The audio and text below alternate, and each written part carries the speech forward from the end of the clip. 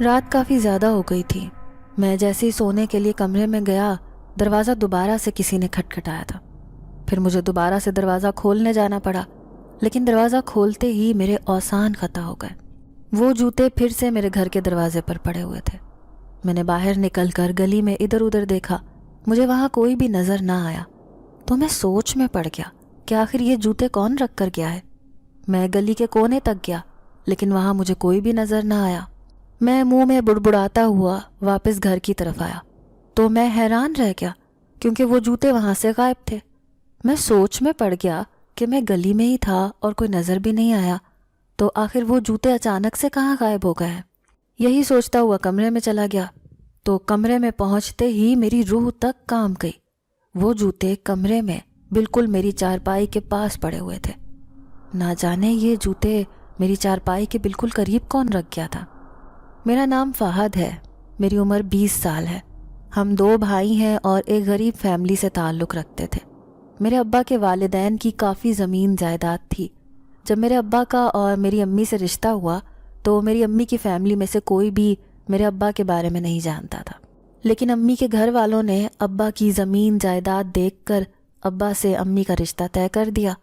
شادی کے پہلے دن ہی پتہ چل گیا کہ ابا نشہ کرتا ہے۔ سب رشتہ داروں نے اماں کو بڑا سمجھایا کہ وہ ابا سے طلاق لے لیں، لیکن میری ماں نے طلاق یافتہ کہلانا برا سمجھا اور سب کے سمجھانے کے باوجود میرے باپ کے ساتھ رہنے کو ترجیح دی، کیونکہ وہ کہتی تھی کہ وہ مجھے بہت محبت کرتا ہے، میرے لیے نشہ چھوڑنے کے لیے تیار ہے۔ لیکن میرے ابا نے وعدے کی خلاف ورزی کی۔ میرے بھائی کی پیدائش کے بعد تو ابا اماں کو مار پیٹ بھی کرنے لگے۔ جب ابا کو نشے کے لیے پیسے نہ ملتے تو اماں کو مارتے تھے۔ اماں گھر کے اخراجات پورے کرنے کے لیے لوگوں کے گھروں میں کام کرنا شروع ہو گئی۔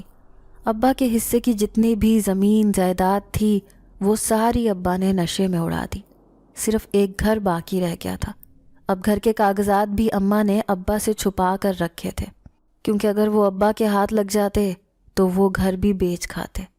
گھر کے کاغذات کی وجہ سے بھی ابا ہر روز امی کو مار پیٹ کرتے، لیکن اماں ہمارے سر سے چھت چھیننا نہیں چاہتی تھیں۔ اماں کے ابا کے ساتھ رہنے کے فیصلے پر اماں کے گھر والے بھی ان سے ناراض تھے، جس کی وجہ سے اماں وہاں آتی جاتی نہ تھی، کیونکہ وہ چاہتے تھے کہ اماں ابا سے طلاق لے لیں، لیکن اماں کسی صورت بھی ہمیں دربدر نہیں کرنا چاہتی تھی۔ اسی لیے انہوں نے ابا سے طلاق نہ لی، بلکہ ابا کے گھر میں ہی ہمیں لے کر رہتی رہیں۔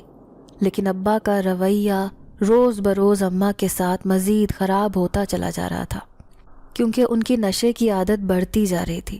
اب ان کو کہیں سے بھی پیسہ نہ ملتا اور وہ گھر آ کر اماں کو مار پیٹ کرتے۔ اماں جو پیسہ لوگوں کے گھروں میں کام کر کے کما کے لاتی، وہ بھی اماں سے چھین لیتے۔ اماں کی خواہش تھی کہ وہ ہمیں پڑھا لکھا کر اچھا انسان بنا دے، تاکہ ہم نے جیسی زندگی بچپن میں گزاری ہے ویسی زندگی بڑے ہو کر نہ گزارے۔ ہم چھوٹی چھوٹی خواہشات کے لیے ترستے تھے۔ ہماری ماں لوگوں کے گھروں میں کام بھی کرتی، لیکن پھر بھی ہمارے اخراجات پورے نہ ہوتے، کیونکہ وہاں سے اتنا کم معاوضہ ملتا تھا کہ اس میں گھر کا چولہا بھی جلنا مشکل تھا، اور وہ بھی کبھی ابا اماں سے چھین کر لے جاتے۔ اماں کے جہیز کی ساری چیزیں بھی ابا نے اپنے نشے کی نظر کر دی۔ میری ماں ان دنوں میں ہی بوڑھی لگنے لگی تھی، حالانکہ ان کی عمر کی سہیلیاں اتنی جوان نظر آتی تھیں۔ گھر کی پریشانیوں اور ابا کے نشے نے میری ماں سے اس کی جوانی ہی چھین لی۔ یوں ماں کو پریشان دیکھتے ہی دیکھتے ہم بڑے ہوتے چلے گئے۔ میرا بڑا بھائی آہد جیسے ہی تھوڑا بڑا ہوا، وہ ماں کو یوں پریشان دیکھ کر خود بھی پریشان ہو جاتا۔ وہ اب چیزوں کو سمجھنے لگ گیا تھا۔ تبھی اس نے ارادہ کیا کہ وہ پڑھائی کو خیر آباد کہتے گا۔ ویسے بھی ماں سے ہماری پڑھائی کے اخراجات کہاں اٹھائے جاتے تھے۔ ہمارے پاس ہی ایک گورنمنٹ اسکول میں تعلیم حاصل کر رہے تھے، پھر بھی ہماری کتابوں کاپیوں کے اخراجات اتنے زیادہ تھے کہ وہ ماں کو پہاڑ نظر آتے تھے، اور یونیفارم تو کبھی اسکول پہن کر ہی نہیں گئے تھے، اسی لیے بھی ہمیں ہر روز استاد صاحب سے ڈانٹ پڑتی تھی۔ بھائی نے پڑھائی چھوڑ دی اور ہمارے محلے کے ایک مچھیرے کے ساتھ مچھلیاں پکڑنے چلا جاتا۔ وہ کچھ مچھلیاں پکڑتا اور پکڑ کر انہیں بیچ دیتا، بیچ کر جو پیسے آتے وہ ماں کو لا کر دے دیتا، جس سے ماں گھر کے تھوڑے بہت اخراجات پورے کر لیتی۔ میرے باپ کا نشہ اور اس کی عادتیں دن بدن مزید بگڑتی جا رہی تھیں۔ کبھی تو ماں پیسے چھپا لیتی اور کبھی بھائی کو ابھی گھر میں داخل نہ ہونے دیتی، اور ابا اسے دروازے سے ہی پیسے چھین لیتے اور کہتے کہ کیا اکیلی ماں کے لیے کماتے ہو، میرا کوئی حصہ نہیں۔ ابا کی اس بات پر بھائی رو دیتے۔ میں جیسے ہی تھوڑا بڑا ہوا میں بھی اب چیزوں کو سمجھنے لگا تھا، اور گھر کے حالات خراب دیکھ کر میں نے بھی پڑھائی چھوڑ دی۔ میں نے فیصلہ کیا کہ میں بھی اپنی ماں اور بھائی کا ہاتھ بٹاؤں گا، کیونکہ یہ ساری ذمہ داری ان دونوں کے سر تو نہیں پڑی۔ میں بھی اب بڑا ہو گیا ہوں۔ میری عمر اس وقت 13 سال تھی جب میں ایک پالش کی ڈبی اور برش لے کر چاچا بشیرے کی دکان کے سامنے بنے تھڑے پر جا کر بیٹھ جاتا۔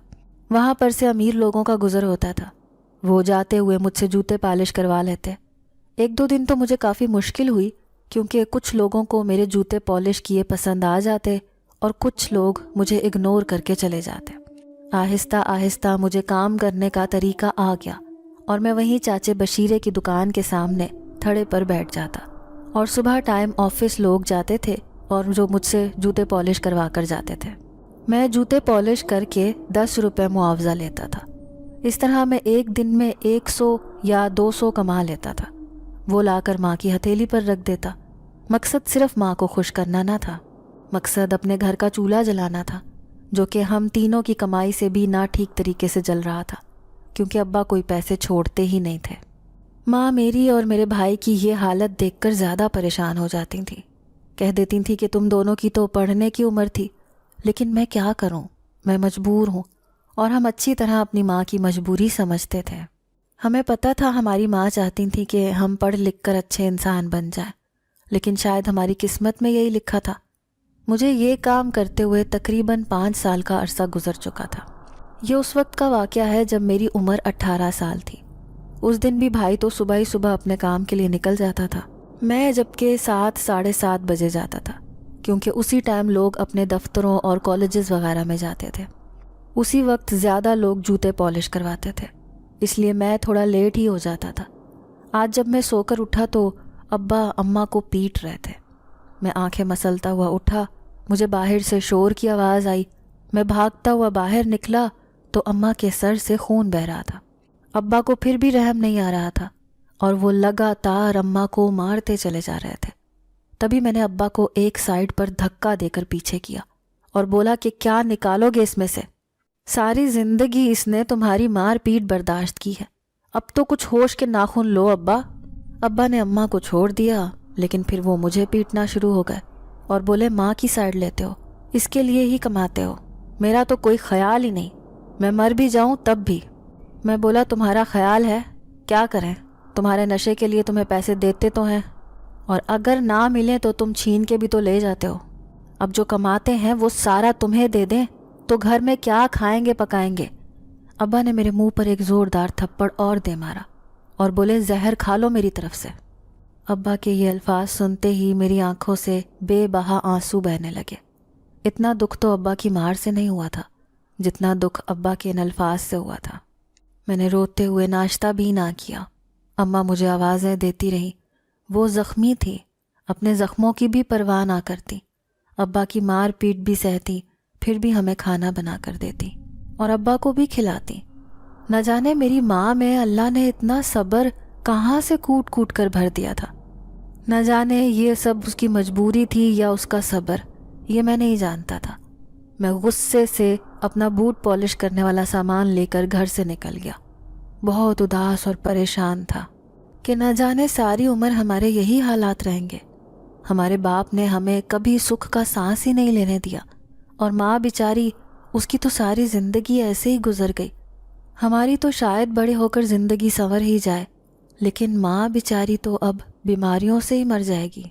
کبھی بھی کوئی تکلیف ہوتی تو ماں اپنے لیے دوائی تک نہ لیتی تاکہ ہمارے اخراجات پورے ہو سکیں۔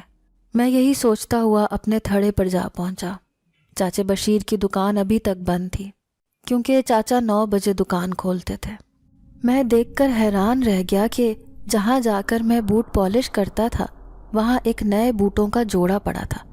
ایسے لگ رہا تھا جیسے یہ بوٹ کسی نے ایک دفعہ بھی نہ پہنے ہو، لیکن یہ بوٹ کس کے ہو سکتے ہیں، اور یہ بالکل نئے ہیں، انہیں تو پالش کی ضرورت ہی نہیں، تو پھر یہاں پر کون رکھ گیا ہے؟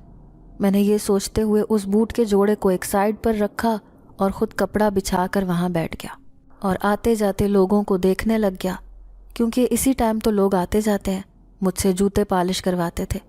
لیکن عجیب بات یہ تھی کہ آج وہی لوگ جو ہر روز مجھ سے جوتے پالش کرواتے تھے، آج میرے پاس کوئی بھی نہیں رک رہا تھا۔ نہ جانے آج سب لوگ ہی گھر سے جوتے پالش کروا کر لائے تھے۔ میری پریشانی بڑھتی جا رہی تھی اور میں بار بار اپنے پاس پڑے اسی جوتے کو دیکھتا جو میرے آنے سے پہلے یہاں پڑا تھا۔ نہ جانے یہ جوتا کس کا تھا۔ میں سوچ رہا تھا شاید اس جوتے کا مالک ہی آ جائے اور وہ شاید دوبارہ سے اسے پالش کروانا چاہتا ہو اور مجھے کچھ پیسے مل جائیں، کیونکہ آج بھی ابا نے اماں کو مار پیٹ کی تھی اور جتنے بھی پیسے تھے وہ سارے چھین کر لے گئے تھے۔ مجھے پتا تھا کہ آج ماں کے پاس پکانے کے لیے کچھ بھی نہیں ہوگا۔ بھائی بھی شام کو لیٹ واپس آتا تھا، ویسے بھی اگر وہ ابا کے ہتھے چڑھ جاتا تو پیسے کہاں اماں تک پہنچنے دیتا تھا۔ میں یہی سوچ رہا تھا، تبھی ایک آدمی گاڑی سے نکلا اور میری طرف بڑھا۔ میں دیکھ کر خوش ہو گیا، کیونکہ یہ کسی دفتر میں کام کرتے تھے اور ہر روز ہی مجھ سے جوتے پالش کرواتے تھے، اور ہمیشہ یہ مجھ سے جوتے پالش کرنے کا معاوضہ زیادہ دے کر جاتے تھے۔ میں دیکھتے ہی جلدی سے کھڑا ہو گیا اور بولا، صاحب لائیں میں آپ کا جوتا چمکا دیتا ہوں، آج پورے آفس میں سب سے زیادہ چمکدار جوتا آپ کا ہی ہوگا۔ وہ میری یہ بات سن کر مسکرا دیا اور بولا، واقعی تم جوتا بہت اچھا پالش کرتے ہو۔ تبھی اس نے اپنا ایک پاؤں میری طرف بڑھایا۔ میں نے اس کا جوتا پالش کیا، جوتا واقعی بہت زیادہ چمک گیا تھا۔ تبھی اس آدمی کی نظر پاس پڑے جوتے پر پڑی تو بولا کہ یہ جوتا تو بالکل نیا ہے، کسی کا پالش کے لیے آیا ہے یا ویسے ہی بیچنے کے لیے رکھا ہے؟ اگر بیچنے کے لیے رکھا ہے تو مجھے دے دو، کیونکہ یہ مجھے بہت قیمتی لگ رہا ہے، جتنی قیمت مانگو گے اتنی میں ادا کر دوں گا۔ تبھی میں نے جواب دیا کہ نہ صاحب، یہ نہ جانے کون یہاں رکھ گیا ہے اور یہ کسی کی امانت ہے، میں امانت میں خیانت نہیں کر سکتا، یہ جس کا بھی ہے اپنا اٹھا کر لے جائے گا، میں کیوں کسی کی چیز بیچ کر معاوضہ حاصل کروں، یہ میری ماں نے مجھے نہیں سکھایا۔ وہ امیر کبیر آدمی میری بات سن کر مسکرا دیا، بولا، اچھی بات ہے۔ اس نے جوتا پالش کروا کر مجھے توقع کی طرح 10 کے بجائے 20 روپے دیے اور میں 20 روپے جیب میں ڈالتے ہوئے اس کا شکریہ ادا کرتے ہوئے بولا، بہت بہت شکریہ صاحب، آج تو آپ کے علاوہ کسی نے جوتا پالش کروایا ہی نہیں۔ وہ میرے سر پر ہاتھ پھیرتا ہوا وہاں سے چلا گیا۔ میں نے شام تک اس جوتے کے مالک کا انتظار کیا، لیکن کوئی بھی وہ جوتا لینے نہ آیا۔ میں نے چاچے بشیرے سے بھی پوچھا کہ اگر انہیں کسی کا پتہ ہو جو یہاں جوتا رکھ کر گیا ہے تو مجھے بتا دیں۔ چاچا نے بھی صاف انکار کر دیا اور بولے کہ میں نے تو کسی کو یہاں آتے جاتے نہیں دیکھا، ویسے بھی رات کو جب تم یہاں سے اٹھ کر گئے تھے تبھی میں نے بھی دکان بند کر دی تھی، اور مجھے پتہ بھی کیسے ہوگا، کیونکہ تمہارے ساتھ ہی تو میں گھر چلا گیا تھا۔ اب کوئی رات کو رکھ کے گیا یا دن کو رکھ کے گیا یہ مجھے نہیں پتا۔ میں نے چاچا سے کہا کہ ٹھیک ہے چاچا، میں تو گھر جا رہا ہوں، کیونکہ آج ابھی تک تو کوئی جوتا پالش کروانے نہیں آیا، اور اب کون آئے گا، اب تو ویسے بھی لوگ اپنے دفتروں سے واپس گھر جا چکے ہیں۔ وہ بوٹ میں نے چاچے بشیرے کی دکان کے اندر رکھے اور بولا کہ جیسے ہی کوئی آ کر پوچھے تو انہیں یہ جوتے دے دیں۔ میں خود گھر آ گیا۔ گھر آتے ہی میں نے دیکھا ماں بیٹھی رو رہی تھی۔ ماں کے سر پر کافی گہری چوٹ آئی تھی۔ صبح میں غصے کی وجہ سے ایسے ہی چلا گیا تھا، ماں کو پوچھا تک نہیں تھا۔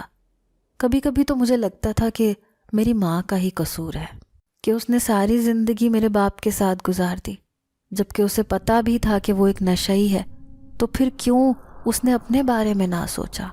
لیکن پھر مجھے خیال آ جاتا کہ شاید یہ سب کچھ ہماری ماں نے ہمارے لیے ہی کیا ہے، اور واقعی یہ سب کچھ وہ ہمارے لیے ہی برداشت کر رہی تھی۔ تبھی میں نے جا کر پوچھا، ماں آپ کے زخموں پر دوائی لگا دوں؟ ماں بولی، رہنے دو، اب تو مجھے عادت ہو گئی ہے یہ زخم سہنے کی۔ تم صبح ناشتہ کیے بنا چلے گئے، میں سارا دن اتنی پریشان رہی ہوں، تم جانتے بھی ہو کہ مجھ سے یہ سب برداشت نہیں ہوتا کہ تم دونوں بھائی بھوکے رہو۔ میں نے جواب دیا کہ آپ کو پریشان ہونے کی ضرورت نہیں، دوپہر کے ٹائم چاچے بشیرے کے گھر سے کھانا آتا ہے نا تو وہ مجھے بھی دیتا ہے، میں اس کے ساتھ مل کر کھانا کھا لیتا ہوں، تم فکر مند نہ ہوا کرو۔ تم نے کچھ کھایا ہے؟ تبھی اماں نے جواب دیا کہ میں تمہارے بنا کیسے کھا سکتی ہوں، آہت بھی تو صبح ہی صبح چلا گیا تھا، اس نے بھی تو کچھ نہیں کھایا تھا۔ تو میں نے پوچھا، اماں اب شام کے لیے کچھ بنایا ہے؟ اماں بولی کہ وہ صبح والا اسی طرح پڑا ہے، میرا بنانے کا دل نہیں کیا، اور ویسے بھی نہ تو سبزی تھی نہ ہی مرچ مسالہ تھا، تو میں کس چیز سے کھانا بناتی۔ آج تو میں بیگم صاحبہ کے گھر کام پر بھی نہیں گئی، نہ جانے صبح جب جاؤں گی تو بیگم صاحبہ کتنی باتیں سنائیں گی۔ تبھی میں اماں کو تسلی دینے لگا اور بولا بیگم صاحبہ کو بتا دیجئے گا نا کہ آپ کو چوٹ لگی تھی۔ تو اماں بولی کہ کیا میں لوگوں کو بتاتی رہوں کہ میرا شوہر ہر روز مجھ پر مار پیٹ کرتا ہے۔ مجھے اپنی ماں کی قابل رحم حالت پر بہت ترس آ رہا تھا۔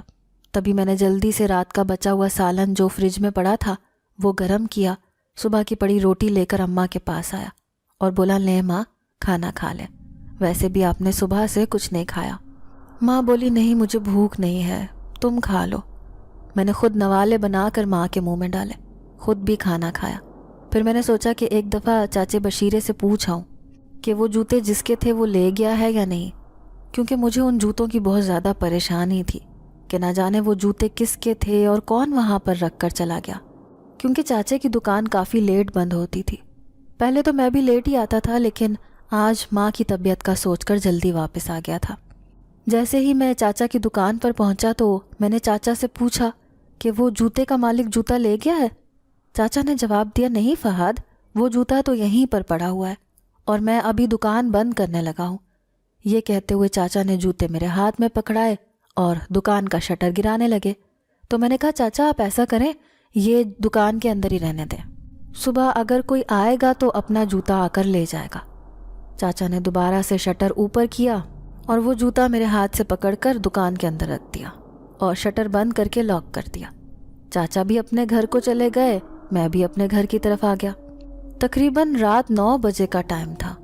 میں ماں کے زخموں پر مرہم وغیرہ لگا کر اپنے کمرے میں سونے کے لیے چلا گیا۔ بھائی بھی آ کر سو چکے تھے۔ میں ابھی چارپائی پر لیٹنے والا تھا کہ کسی نے دروازہ کھٹکھٹایا۔ میں جیسے ہی دروازے پر پہنچا تو دیکھ کر حیران رہ گیا۔ دروازے پر تو کوئی بھی موجود نہ تھا، نہ جانے کون دروازہ کھٹکھٹا کر خود بھاگ گیا تھا۔ میں نے غصے سے دروازہ بند کیا اور دوبارہ سے آ کر چارپائی پر لیٹ گیا۔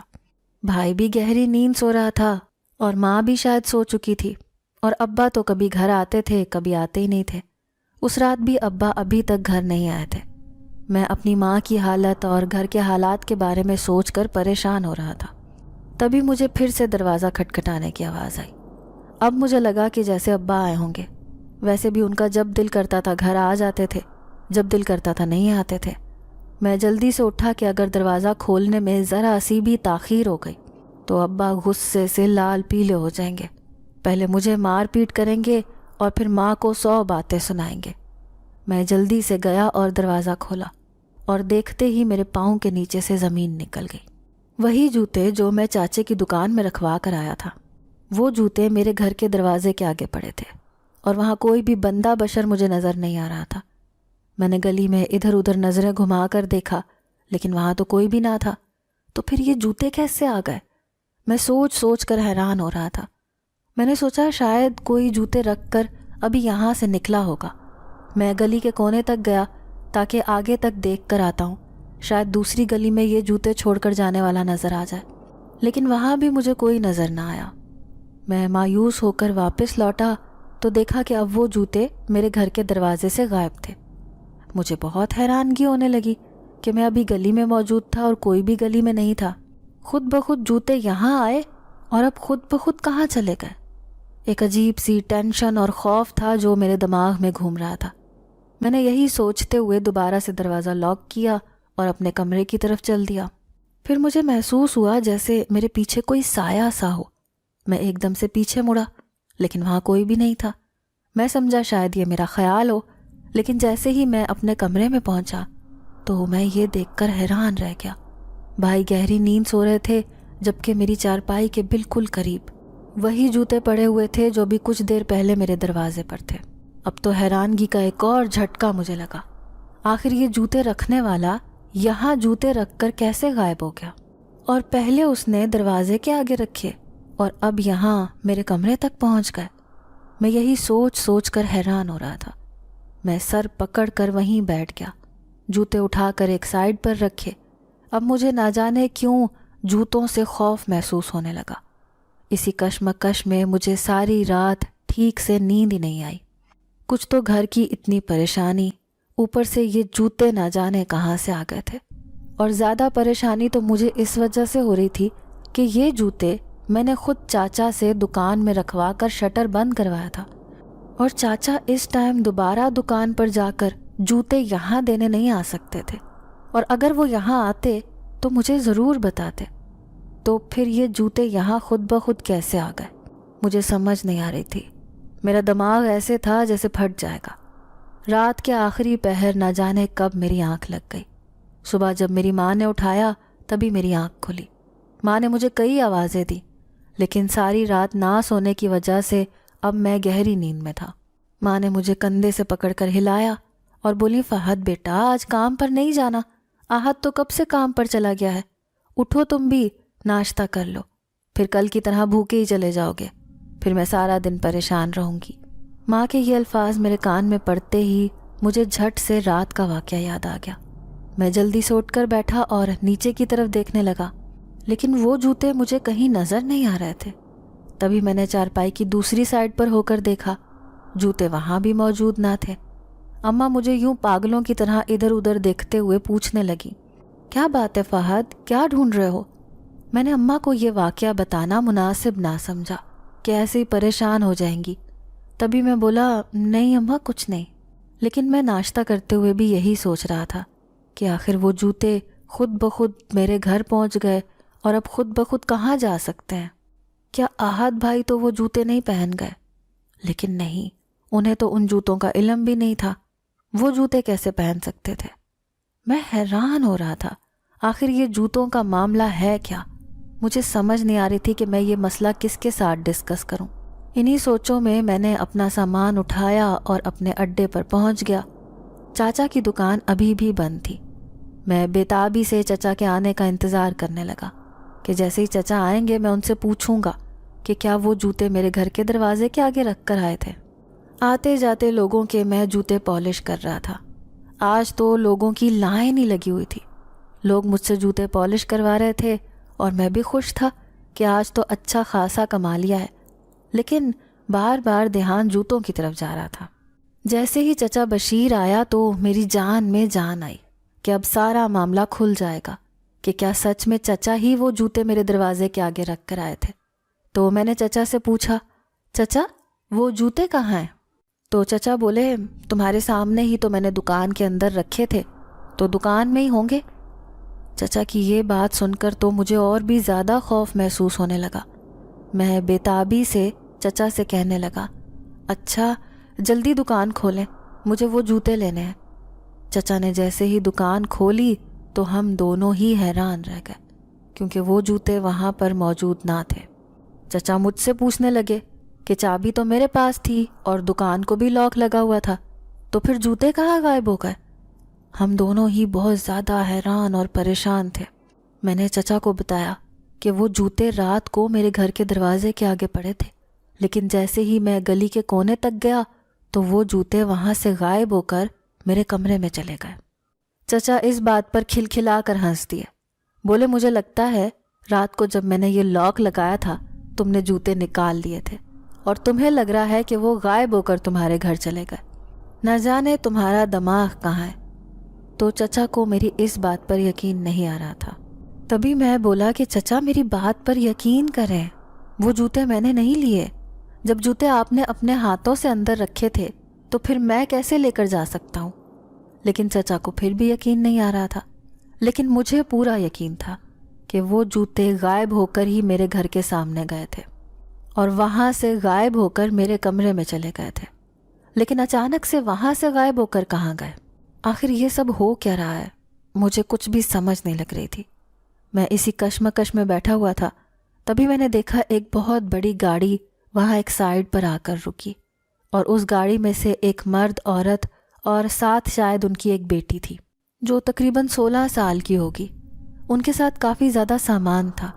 शायद वो आज ही नए नए सामने वाले घर में शिफ्ट हुए थे, जो चाचा की दुकान के बिल्कुल सामने वाली साइड पर एक काफ़ी पुराना घर था जो काफ़ी देर से बंद पड़ा हुआ था। वो फैमिली उसी में आकर आबाद हुई थी।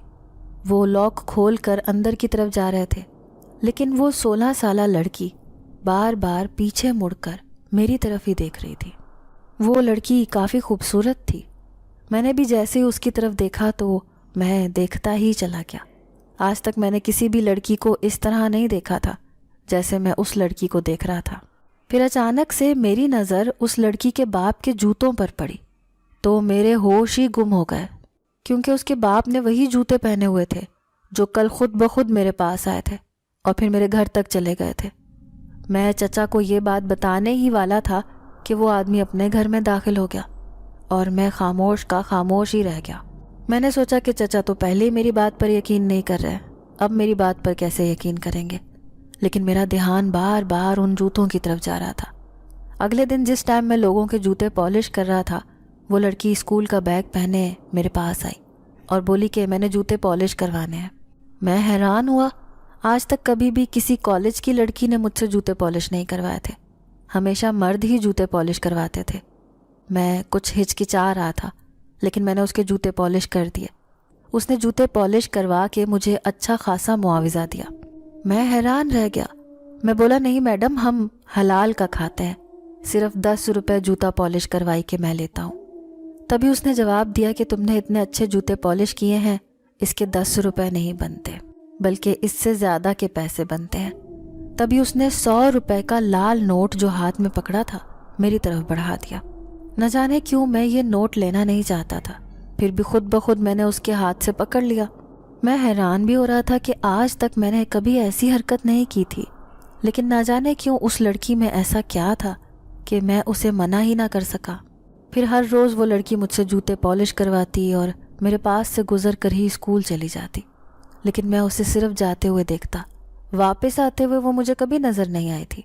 حالانکہ جو بھی اسکول کے بچے وہاں سے گزرتے تھے وہ واپسی پر بھی ضرور نظر آتے تھے، اور میں اکثر ان بچوں میں اس لڑکی کو بھی ڈھونڈتا تھا، لیکن وہ لڑکی واپسی پر مجھے کبھی بھی نظر نہیں آئی۔ دیکھتے ہی دیکھتے میری دوستی اس لڑکی کے ساتھ گہری ہوتی چلی گئی۔ حالانکہ آج تک کبھی میں نے کسی لڑکی کو بلایا تک نہ تھا، لیکن نہ جانے کیوں اس لڑکی میں ایسا کیا تھا کہ میں خود بخود اس کی طرف کھنچتا چلا جاتا۔ اب جب کبھی وہ مجھے نظر نہ آتی تو میں بے چین ہو جاتا۔ وہ ہر روز آتی، مجھ سے جوتے پالش کرواتی، میرے ساتھ باتیں کرتی اور چلی جاتی۔ چاچا بشیر میری طرف دیکھ کر مسکراتا اور میں چچا سے کچھ بھی نہ کہتا۔ ایک دن چچا نے مجھ سے پوچھا کہ تم اکیلے ہی بیٹھے برش کو ادھر ادھر کرتے رہتے ہو، منہ میں بڑبڑاتے رہتے ہو؟ تو پھر میں نے چچا سے کہا کہ آپ کیا کہہ رہے ہیں، میں تو اس لڑکی سے باتیں کرتا ہوں جو سامنے والے گھر سے آتی ہے۔ چچا میری بات پر پھر سے کھلکھلا کر ہنسے، بولے پاگل ہو گئے ہو، وہ گھر تو کافی دیر سے بند پڑا ہے، اس میں تو کوئی بھی آتا جاتا نہیں اور نہ ہی اس میں کوئی رہ رہا ہے۔ تو میں نے کہا کہ آپ کیا کہہ رہے ہیں، اس گھر کا تالا تو ابھی کھلا ہوا ہے۔ چاچا نے جواب دیا، نہیں، وہ گھر تو ابھی بھی لاک ہے۔ چاچا کی یہ بات مجھے کچھ حیران کر رہی تھی۔ اس لڑکی نے اپنا نام مجھے بینش بتایا تھا۔ بینش تاحد خوبصورت ہونے کے ساتھ ساتھ ذہین بھی لگتی تھی۔ وہ اس طرح مجھ سے سوال جواب کرتی جیسے کوئی لیکچرار ہو، حالانکہ وہ کہتی تھی کہ وہ میٹرک کی اسٹوڈنٹ ہے۔ ایک دن بینش نے مجھے کہا کہ تم صبح ٹائم اپنا کام کرتے ہو تو شام کو ایسا کیا کرو کہ پڑھ لیا کرو، ابھی تمہاری عمر ہی کیا ہے اور تم یہ جوتے پالش کرنے میں لگے ہوئے ہو۔ تو میں بولا، نہیں، ہمارے نصیب میں کہاں پڑھائی لکھائی۔ اس نے مسکرا کر جواب دیا کہ تمہارے نصیب میں ہو سکتی ہے، تم شام کو میرے پاس آ جایا کرو، میری کتابیں بھی ہیں، میں تمہیں پڑھا دیا کروں گی۔ تو میں نے کہا کہ تمہارے گھر والے اس بات سے ناراض ہو جائیں گے۔ اس نے کہا، نہیں، میرے گھر والے اس بات سے بالکل بھی ناراض نہیں ہوں گے، بلکہ وہ تو خوش ہوں گے۔ اس دن سے ہی میں نے بینش کے گھر جانا شروع کر دیا۔ میں ہر روز اپنا کام نمٹا کر بینش کے گھر چلا جاتا۔ 5 جماعتیں تو میں نے گورنمنٹ اسکول میں پڑھ لی تھیں، کچھ نہ کچھ تو پڑھنا لکھنا میں جانتا تھا۔ بینش مجھے 6ٹھی کی کتابیں پڑھانے لگی، بہت اچھا مجھے گائیڈ کرتی تھی۔ میں بہت خوش تھا کہ مجھے اتنی اچھی دوست بھی ملی اور اب میں کام کے ساتھ ساتھ پڑھ لکھ بھی سکتا ہوں۔ میں ہر روز وہاں جاتا، پڑھائی کے بعد ڈھیر باتیں بھی بینش سے کرتا۔ اس دن سے ہی میں خوش رہنے لگا تھا، لیکن ابا کی مار پیٹ ابھی بھی اماں کے ساتھ ویسی ہی تھی۔ جب کبھی پیسے نہ ملتے تو اماں کو 1 منٹ میں مار پیٹ کر رکھ دیتے۔ بینش جوتا پالش کروائی کہ مجھے ڈھیر پیسے دیتی تھی۔ اب گھر کے اخراجات بھی ٹھیک طریقے سے چلنے لگے تھے اور اماں ابا کو بھی ہر روز نشے کے لیے کچھ نہ کچھ دے دیتی تھیں، کیونکہ جس دن ابا کو پیسے نہ ملتے اسی دن گھر میں ہنگامہ شروع ہو جاتا۔ لیکن عجیب بات تھی کہ جب میں بینش کے گھر جاتا تو یہ گھر میں اکیلی ہوتی تھی، اس کے ماں باپ مجھے کہیں بھی نظر نہیں آتے تھے۔ جب بھی میں اس سے کچھ پوچھنے کی کوشش کرتا تو یہ بات کو ٹال دیتی۔ اس دن بھی میں نے صاف ستھرے کپڑے پہنے۔ آج میں بہت خوش تھا۔ میں سوچ رہا تھا کہ آج میں بینش سے کہہ دوں گا کہ میں اس سے بہت محبت کرتا ہوں۔ ویسے بھی میرا اور اس کا اسٹیٹس تو نہیں ملتا، کیونکہ وہ ایک امیر کبیر باپ کی بیٹی ہے اور میں ایک نشئی کا جوتے پالش کرنے والا بیٹا۔ لیکن نہ جانے پھر بھی میرا دل بار بار کہہ رہا تھا کہ میں اس سے اظہار محبت کر دوں، پھر جو اس کا فیصلہ ہوگا مجھے منظور ہوگا۔ اسی لیے میں تیار ہو کر گھر سے نکلا تھا۔ لیکن جیسے ہی میں بینش کے گھر پہنچا، بینش گھر پر موجود نہ تھی، بلکہ آج اس کی ماں گھر پر تھی۔ میں نے ان سے پوچھا کہ آنٹی بینش کہاں ہے؟ تو اس نے جواب دیا کہ بینش گھر پر موجود نہیں ہے، لیکن تم بیٹھو، وہ تھوڑی دیر تک آ جائے گی، میں بلا دیتی ہوں اسے۔ میں حیران ہوا کہ ساتھ تو کہہ رہی ہیں کہ بینش گھر پہ نہیں ہے، پھر کہہ رہی ہیں کہ تھوڑی دیر سے بلا دیں گی۔ تبھی میں نے دوبارہ سے پوچھا کہ آنٹی بینش اگر تھوڑی دیر تک آ جاتی ہے تو میں یہیں انتظار کر لیتا ہوں، نہیں تو میں نے اپنا کام بھی کرنا ہے، اپنے کام کے لیے چلا جاتا ہوں، جیسے ہی وہ واپس آئے گی میں آ جاؤں گا۔ تو انہوں نے کہا نہیں، میں جلد ہی تمہیں اس سے ملوا دوں گی، اتنا بیتاب کیوں ہو رہے ہو؟ ان کی یہ بات مجھے کچھ پریشان سی کر گئی۔ تبھی میری نظر اس ہال میں لگے بڑے سے شیشے پر پڑی۔ وہ وہاں سے گزرنے لگیں تو میں یہ دیکھ کر حیران رہ گیا اور میرے پاؤں کے نیچے سے زمین نکل گئی کہ شیشے میں ان کا عکس انتہائی بھیانک اور خوفناک تھا۔ ان کی کالی سیاہ رنگت، لٹکتی جلد، بڑے بڑے دانت اس شیشے میں بالکل نمایاں نظر آ رہے تھے، لیکن حقیقت میں ان کی شکل بالکل عام عورتوں کی طرح نظر آ رہی تھی۔ تبھی میری ایک دم سے چیخ نکلی تو وہ میری طرف مڑی اور بولیں کہ اچھا تو تم نے میری اصلیت دیکھ لی، چلو جو کام 2 منٹ کے بعد ہونا تھا وہ اب فوراً ہی ہو جائے گا۔ ان کی اس بات سے میں خوف زدہ ہو گیا اور میں ہاتھ باندھ کر ان کے آگے کھڑا ہو گیا اور بولا کہ پلیز مجھے کچھ مت کہیے گا، اور آپ کون ہو؟ شیشے میں آپ کس طرح کی نظر آ رہی تھی؟ بینش کی امی بولی، ہوں تو میں بینش کی امی ہی، لیکن تمہیں یہ نہیں پتا کہ بینش کون ہے۔ میں نے پوچھا کون ہے بینش؟ اس نے میرا ہاتھ پکڑا اور بولی آؤ دکھاؤ۔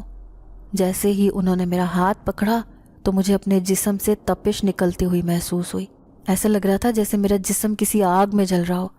میں نے کہا میرا ہاتھ چھوڑے، آپ کون ہیں؟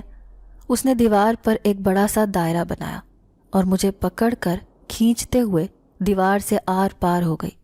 جیسے ہی میں دیوار سے آر پار ہوا تو خوف کی ایک لہر تھی جس نے میرے پورے وجود کو سن کر دیا۔ وہ دنیا ہی عجیب تھی، جو میں ابھی اس کمرے میں موجود تھا ایک عجیب سی دنیا میں آ گیا۔ اس دنیا میں انتہائی خوفناک اور بھیانک شکل کے لوگ تھے۔ تبھی اس نے چٹکی بجائی اور بہت سے خوفناک لوگ میرے ارد گرد اکٹھے ہو گئے۔ ان کی شکلیں دیکھ کر ہی میری چیخ نکل رہی تھی، میں اتنا زیادہ خوفزدہ تھا۔ وہ سارے میرے ارد گرد دائرہ بنائے کھڑے تھے۔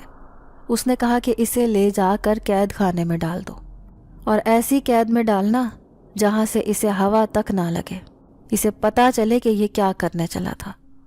میں اس کی بات پر حیران ہو رہا تھا۔ وہ کالی رنگت کے بڑے بڑے دانتوں والے، بڑے بڑے ناخنوں والے لوگ مجھے پکڑ کر ایک عجیب سی اندھیری کوٹھڑی میں لے گئے۔ یہاں عجیب و غریب سی شکلیں بنی ہوئی تھیں۔ میں جس طرف بھی جاتا ایسے لگتا تھا جیسے وہ شکلیں مجھے کھا جائیں گی۔ میری آواز بھی اب مکمل طور پر بند ہو چکی تھی۔ مجھے ایسا لگ رہا تھا آج میری زندگی کا آخری دن ہے۔ مجھے اپنے بچاؤ کا کوئی بھی راستہ نظر نہیں آ رہا تھا۔ میں گھٹنوں میں سر دے کر رونے کی کوشش کر رہا تھا۔ تبھی اچانک سے اس قید خانے کا بڑا سا پتھر نما دروازہ کھلا اور بینش مجھے آتی دکھائی دی۔ میں اسے دیکھتے ہی کھڑا ہو گیا، لیکن میری آواز جیسے میرے حلق میں ہی اٹک کر رہ گئی، مجھ سے بولا نہیں جا رہا تھا۔ تبھی اس نے چٹکی بجائی تو میری آواز دوبارہ سے بحال ہوئی۔ تو میں نے کہا بینش، تمہاری ماں کی شکل انتہائی ڈرونی تھی، وہ تمہاری ماں نہیں ہے۔ تو اس نے جواب دیا نہیں فہد، وہ میری ماں ہی تھی، لیکن ایک حقیقت ہے جو میں نے تم سے چھپائی ہے کہ میں ایک جن زادی ہوں۔ میں نے جب تمہارے گھر کے حالات دیکھے تو میں تمہاری مدد کرنا چاہتی تھی، کیونکہ اس دن میں انسانی دنیا کی سیر کے لیے نکلی تھی۔ جیسے ہی میں تمہارے گھر کے اوپر سے گزری تو میں نے دیکھا تمہارا باپ تمہاری ماں کو مار پیٹ کر رہا تھا اور تم بے بس کھڑے تھے۔ اس دن سے ہی میں نے سوچ لیا تھا کہ میں تمہاری مدد کروں گی، کیونکہ میں ایک رحم دل جن زادی ہوں۔ میرا باپ بھی انتہائی رحم دل ہے، لیکن میری ماں نہ جانے کیوں ایسی ہو گئی ہے۔ میں انسانی دنیا میں گئی، اپنے بابا سے بات کی کہ میں تمہاری مدد کرنا چاہتی ہوں۔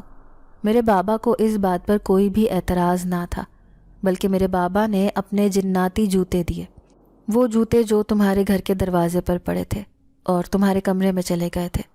وہ جوتے میں ہی تمہارے اڈے پر رکھ کر آئی تھی تاکہ تم وہ جوتے پہن لو۔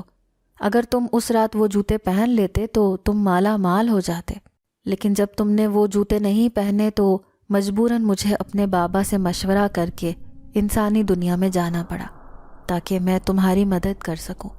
جب تک تمہاری مدد کی بات تھی تو میری ماں نے مجھے کچھ نہ کہا، لیکن جیسے ہی اسے یہ پتہ چلا کہ میں تم سے محبت کرنے لگی ہوں اور تم بھی مجھ سے محبت کرتے ہو تو اسے یہ بات گوارا نہ ہوئی، کیونکہ وہ چاہتی تھی کہ میں شادی ان کے بھانجے سے کروں جو کہ ایک جن زادہ ہے۔ لیکن میں نے صاف انکار کر دیا کہ میں ایک آدم ذات پر عاشق ہو گئی ہوں، اب میں ہمیشہ اس کے ساتھ رہوں گی۔ اس لیے میری ماں نے تمہیں یہاں لا کر قید میں ڈال دیا۔ اب وہ کسی طرح بھی تمہیں قید سے آزاد کرنے کے لیے نہیں مان رہی تھیں۔ تبھی میں نے ان کی یہ شرط قبول کر لی ہے کہ میں ان کے بھانجے جن زادے سے شادی کر لوں گی۔ اب وہ تمہیں آزاد کرنے کے لیے تیار ہے۔ اتنی بات کہہ کر اس نے میرا ہاتھ پکڑا اور مجھے پکڑتی ہوئی ایک ہال نما کمرے میں لے گئی۔ وہاں ایک بھیانک شکل کا آدمی بیٹھا تھا۔ وہ بولی، یہ میرا باپ ہے۔ میں نے اسے کہا، لیکن نہیں، تمہارا باپ تو کوئی اور تھا۔ وہ بولی، وہ وہاں پر انسانی شکل میں گئے تھے، یہ ہماری جناتی شکلیں ہیں۔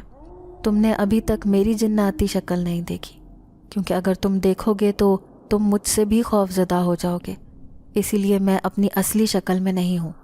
میں اس کی بات سن کر حیران ہو رہا تھا۔ تبھی اس نے بابا سے کہا کہ بابا، میں اس کو اس طرح مجبور اور بے بس یہاں سے جانے نہیں دوں گی۔ میں نے آپ کی شرط قبول کی ہے، اب آپ نے بھی میری شرط قبول کرنی ہے۔ آپ اس کو وہ اپنے جناتی جوتے دے دیں۔ تبھی اس شہنشاہ جنات نے، جو کہ بینش جن زادی کا باپ تھا، اس نے بہت زیادہ مال و دولت منگوائی اور وہ جوتے مجھے دے کر اپنی دنیا سے رخصت کر دیا۔ جب میں وہاں سے واپس آیا تو بینش کی آنکھوں میں بھی آنسو تھے اور میں بھی رو رہا تھا۔ یہ مال و دولت پا کر بھی مجھے وہ خوشی میسر نہیں ہو رہی تھی جو میں چاہتا تھا۔ میں یہی سوچ رہا تھا کہ میں نہ جانے کب اپنے گھر کے دروازے کے سامنے کھڑا تھا اور 2 بڑے بڑے تھیلے جس میں بہت سے ہیرے جواہرات تھے وہ میرے پاس پڑے تھے۔ میں انہیں لے کر اپنے گھر کے اندر داخل ہوا، لیکن میں حیران رہ گیا کیونکہ میرے ابا بالکل ٹھیک ہو چکے تھے اور انہوں نے مجھ سے اور میری ماں سے معافی مانگ لی تھی کہ اب وہ کبھی بھی نشہ نہیں کریں گے۔ اب میں ایک بہت بڑا بزنس مین ہوں۔ میں اور میرا بھائی دونوں دل لگا کر اپنا بزنس کر رہے ہیں۔ میں لاکھوں روپیہ غریبوں میں تقسیم کرتا ہوں اور وہ جناتی جوتے بھی میرے پاس ہیں، جس کی وجہ سے میرے پاس کبھی مال و دولت ختم نہیں ہوئی۔ ہاں، لیکن جب کبھی میں ان جوتوں کو دیکھتا ہوں تو مجھے جن زادی کی بہت یاد آتی ہے۔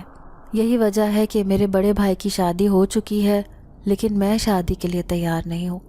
حالانکہ میری امی ابا دونوں ہی مجھے بہت کہتے ہیں کہ میں شادی کر لوں، لیکن میرا دل نہیں چاہتا کیونکہ میں اس جن زادی کی یادوں سے ہی نہیں نکل پا رہا۔ اب آپ مجھے مشورہ دیں، میں کیسے اسے بھول جاؤں اور اپنی ازدواجی زندگی کا سفر شروع کر سکوں؟ میں آپ کے جواب کا منتظر رہوں گا۔